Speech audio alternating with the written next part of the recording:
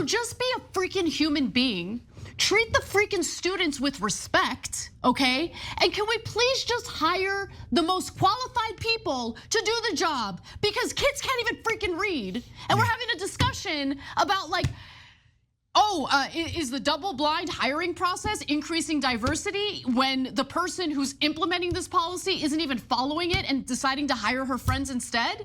Yeah, 100%. Ridiculous, ridiculous. If you didn't. Ana Kasparian enrages over the DEI hires and how it's actually affecting schools and the education of our children. Hey guys, thank you so much for watching Bring the Asteroid. Make sure you subscribe to this channel. Subscribe to my personal channel. I post on both channels twice a day, every single day. My channel's linked in the description below, and let's get into it. The New Yorker looked into the fierce culture wars that have been playing out at Amherst Regional Middle School in Massachusetts. And man, has it been a nightmare. So it's tearing teachers, administrators, students, and parents apart.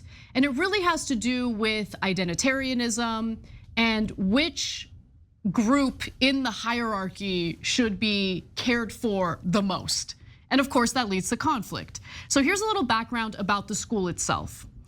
Just over 12% of the city's residents are Black or Hispanic. About 70% are white and roughly 13% are Asian. So those are the demographics in that area, in that school district. But the public school district is more racially diverse than the wider community. About a quarter of students are Black or Hispanic, in part because of the number of white and Asian families that opt for private or charter schools. So the white and Asian students are going to private or charter schools. They're focusing on academics. Then you look at this public school and they're riddled with culture war nonsense, okay? And because of that culture war nonsense, you have various groups basically at war with one another because their interests are in conflict with one another. So, and I should note that this is a very liberal area of the country. And so, go ahead, Cenk. There's identity politics that is played on the left. And this story is a really interesting intersection where those identity politics clash. Yes. And then people don't know what to do because they're making decisions not based on logic or facts, but based on identity. And that's what gets to the absurdity of sometimes the extreme left and what it has resulted in. Unfortunately, this is an excellent example of it. So around 2014, a gentleman by the name of Michael Morris became assistant superintendent, and he decided to introduce a new administrative role at this school, okay? The assistant superintendent of diversity, equity, and human resources. So in 2017, he ends up hiring a woman by the name of Doreen Cunningham, who is Black, for the role. Under Cunningham, Amherst instituted a two-step hiring process that was actually meant to increase diversity among workers at this middle school. Okay, that was the whole point. It was like a double-blind hiring process. One committee would choose candidates and another asked the applicants a uniform set of questions. Resumes were not reviewed ahead of time as part of this hiring process. Shocker. And the two committees did not communicate with one another about the applicants that they were reviewing and considering for positions within the school. Now, to Smart. Cunningham's credit, this did in fact increase diversity within the school. So Cunningham said that she trained everyone, anyone who was going to be part of the committees was trained to look at their bias. Multiple district employees told me that Cunningham often screened the candidates herself though, and made final decisions, even overruling principals at times. She denied this, saying, quote, "I'm not the one who hired anyone." No, the rest of the article seems to indicate she was the one that hired anyone. So you have your first absurdity here where she says, I'm gonna train all of you guys because I don't want you to have any bias. We want these hiring decisions to be perfect. They go through the whole training, and then she's like, yeah, ignore that. I'm just hiring them. Go, you, I like you guys, come on. Yeah, no, it's. Come on. Now, by 2023, the percentage of minority staffers at Amherst District went from 20% to 34%. So there was an increase in diversity. It's just that it appears that she hired some of her friends. Of course. And her friends had certain culture war biases that conflicted with certain identities represented within the student body. Yeah.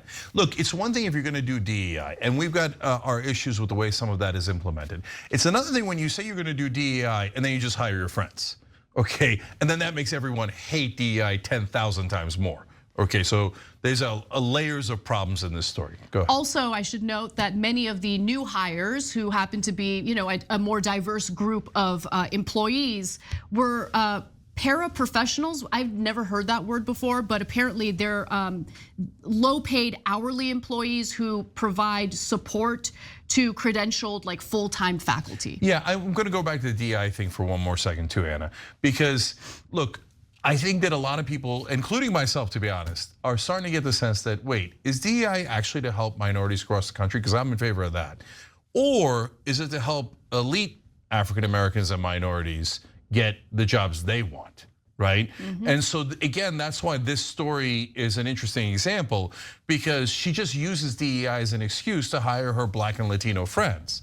I like the idea of Blacks and Latinos being hired, but not because they're your friends and you use DEI as an excuse. Exactly, I totally agree with you on that. Karita Mayfield, who leads the science department at ARMS, that's the middle school that we're talking about here, described the push for diversity as more performance than reality, saying, quote, "I'm a prop to support the numbers that Doreen is putting forth that I know are BS because there's no distinction between faculty and paraprofessionals." Now, Cunningham has responded to the critique by arguing that people are racist and that they're afraid of Black women in leadership roles. She was, by the way, placed on leave last May, and her employment was eventually terminated in October. She has filed a discrimination complaint against the district after they let her go. Now, there was also 2 religious employees that she had hired, right? And those religious employees ended up getting investigated due to their treatment of transgender students. So one of those employees was Hector Santos, Latino, and Delinda Dykes, who is Black. Again, deeply religious, did not seem to. I'm gonna fast forward a little bit, guys, to this other part that's really good. Part of their culture when you hire them. Yeah. So okay, but no, look, listen. Okay, They're I'm only saying half the statement, by the way. I respect their religious views, right? But when you're talking about a public school, your religious views have to stay at home, okay? You're not allowed to promote your religion or force your religion upon the students within that campus. You're just not allowed to do that. Yeah, so I was going to get to the but, right? So on the one hand, you can't be horrified by their religious beliefs, etc. You don't get to say, hey, I want to hire you, but I want you to act white, okay? On the other hand, if you're in that community, I respect your religion, but you don't get to bring it into the school. That's not how it works, that's unconstitutional, and it's not fair to the students that aren't Christian.